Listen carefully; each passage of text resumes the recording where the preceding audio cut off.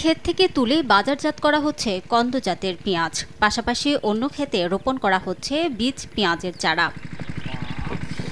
নাটোরের বাজারগুলোতে সরবরাহ বেড়েছে কন্দ পেঁয়াজ। পরবর্তী ফসল হিসেবে শুরু হয়েছে বীজ পেঁয়াজ চাষ।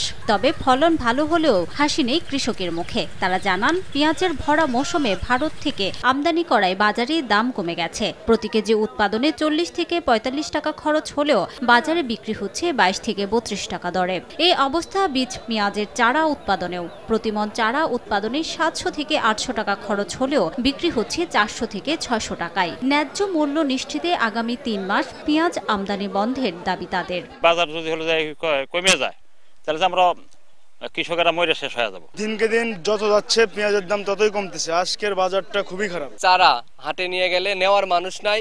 1000 টাকা 800 টাকা মন। আগামী 3 মাস যদি ইনপুট বন্ধ রাখে কৃষকেরা লাভবান হতে পারবি।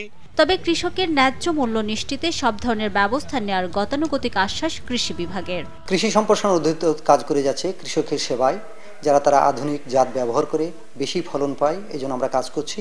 ফসলে যাতে ন্যায্য দাম পায়, অর্থনৈতিকভাবে লাভবান হয়, এই জন্য আমরা সংশ্লিষ্ট যত মহল আছে সবগুলোর সাথে আমরা যোগাযোগ রক্ষা করে চলেছি। কৃষি বিভাগের তথ্য মতে চলতি মৌসুমে নাটোরে 1,12,000 মেট্রিক টন পেঁয়াজ উৎপাদনের লক্ষ্যমাত্রা নির্ধারণ করা হয়েছে। সময় সংবাদ, নাটোর।